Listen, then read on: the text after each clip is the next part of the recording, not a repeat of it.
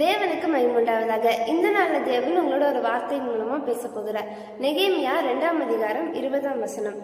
அதற்கு நான் மறுமொழியாக, பரலோகத்தின் தேவனானவர் எங்களுக்கு காரியத்தை கைகூடி வர பண்ணுவார். இன்னைக்கு தேவன் இந்த வார்த்தையின் மூலமா உங்க கூட என்ன பேச போகிறார் அப்படின்னா, நீங்க எதிர்பார்க்கிற காரியத்தை அவர் கைக்கூடி வர பண்ணுவேன் அப்படிங்கிறாரு. கடந்த இந்த 10 மாத காலமா நம்ம நிறைய காரியங்களுக்காக பிரயாசப்பட்டு இருப்போம். நிறைய காரியங்களை எதிர்பார்த்திருந்திருப்போம். இந்த தேவை சந்திக்கப்படணும், இல்லை ஏதாவது ஒரு காரியம் நடக்கணும், திருமணமாகணும், வேலை கிடைக்கணும், அப்படி நிறைய காரியங்களுக்காக பிரயாசப்பட்டிருப்போம். ஆனா அந்த காரியங்கள் நடக்காம உங்க கைக்கூடி வராம இருக்குதா? ஆனா தேவன் எனக்கு இந்த வார்த்தையின் மூலமா சொல்லுகிறாரு, நீங்க எதிர்பார்க்கிற என்னென்ன காரியமா இருந்தாலும் சரி, அவர் உங்க வாழ்க்கையில கைக்கூடி வர பண்ணுவேன் அப்படிங்கிறாரு.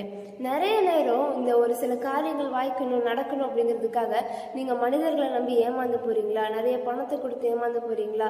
இந்த வேலை கிடைக்கணும், எனக்கு திருமணம் ஆகணும், இல்ல ஏதாவது படிப்பு உதவி, இந்த மாதிரி நிறைய காரியங்களுக்காக மனிதர்களை நம்பி ஏமாந்து போறீங்களா? ஆனா தேவன் இன்னைக்கு இந்த வார்த்தையின் மூலமா சொல்லுகிறாரு, நீங்க இனிமேல் மனிதர்களை நம்பி ஏமாற வேண்டாம். அவரை நம்பும் பொழுது கண்டிப்பா நீங்க எதிர்பார்க்கிற காரியத்தை அவர் கைக்கூடி வர பண்ணுவாரு. நெகேமியா எதிர்பார்த்த காரியத்தை ஆண்டவருடைய வாழ்க்கையில கைக்கூடி வர பண்ணினாரு.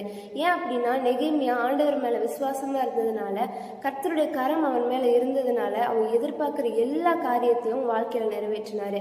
இன்னைக்கு நீங்களும் நெகேமியாவை போல ஆண்டவரை விசுவாசிக்கும் பொழுது, ஆண்டவருடைய கரம் உங்க மேல இருக்கும் பொழுது, கண்டிப்பா நீங்க என்னென்ன காரியங்களா எதிர்பார்க்குறீங்களோ, இப்பயா இருக்கட்டும் இல்லை எதிர்காலத்துல அந்த காரியம் எனக்கு நடக்கணும்னு நீங்க எதிர்பார்க்கலாம், அந்த காரியங்கள் எல்லாத்தையும் அவர் கைக்கூட வர பண்ண வல்லவரா இருக்கிறாரு. அதனால சோர்ந்து போகாதீங்க, தளர்ந்து போகாதீங்க, விசுவாசமா இருங்க. கண்டிப்பா இந்த மாதத்துல இருந்து நீங்க என்னென்ன காரியங்கள்லாம் எதிர்பார்க்குறீங்களோ அந்த காரியங்களை ஆண்டவர் கைக்கூடி வர பண்ண வல்லவரா இருக்கிறார். தேவன் தாமே இந்த வார்த்தையின்படி உங்களை ஆசீர்வதிப்பாராக. ஆமென்.